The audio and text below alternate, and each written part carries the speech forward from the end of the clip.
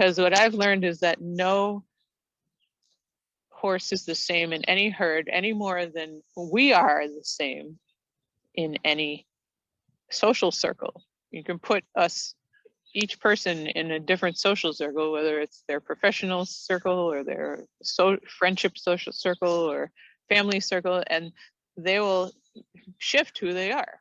So, you know, what's fascinated me here at the farm is that I have found that every time I switch even one horse in a herd of, even if it's 4 or 5 horses or 6 horses, if I switch one horse in the herd, it changes the entire dynamic of the herd. The horse that was originally in the top position may no longer be in the top position. Friendships may change, you know, relationships will change, new friendships may happen, you know, horses may become super bonded with each other, that with the new horse. There's so many variables, and it's really important to understand that the herd is so much more rich and diverse and so much more sentient than, you know, just this idea that, well, who's the top horse, who's the second horse, and who's the bottom horse. Like, that's such a very sort of basic way of looking at herds. When what I noticed, for example, with these two was, you know, it was actually quite amusing, but you know, Soldad's an Andalusian, and he came in with a lot of bravado and quite dramatically, and he came nose to Monty the first time, and you know, he was squealing and he struck at him a couple times, and Monty just sort of was nonplussed by any of it, which was really interesting. But what was more striking was that he didn't really pin his ears, he didn't squeal back, he didn't strike back, which that behavior would often provoke a mirrored response from another horse that was maybe more dominant. But he also wasn't intimidated by it. He just sort of stood there, like that was a bit dramatic, and then he just turned his bum to Soldad and was like, you know, talk to my bum.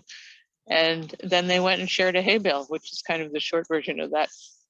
But it was very like so different elements, like dealing with each other. But there was a very sort of kind of Soldad didn't really know what to do because he didn't escalate and get dramatic back to him. And so he just said, well, you know, I'm not really bothered by you.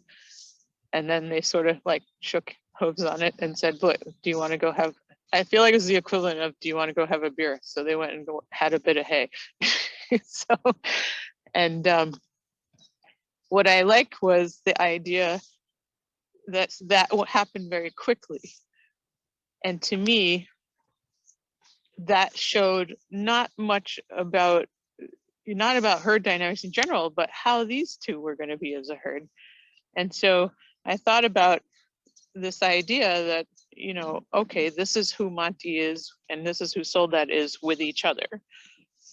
And Soldad, I'm not totally convinced what his element type is. I pegged him as metal when he first came here, but then I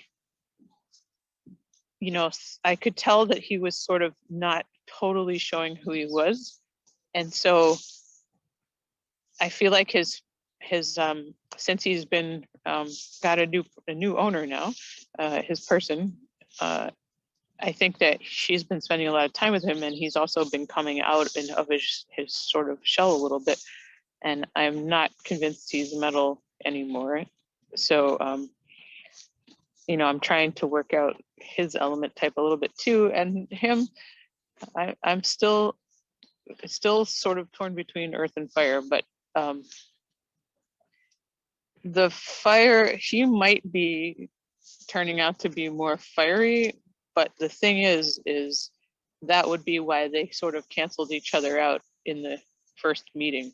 You know, if they're both fire, they both sort of said fire doesn't really, you know, fire is a little bit of a dominant sign. So, you know, sometimes when I put two horses together that are kind of the same, they literally neutralize each other, which is, you would hope, is what happens. They kind of go, I see you and I see you.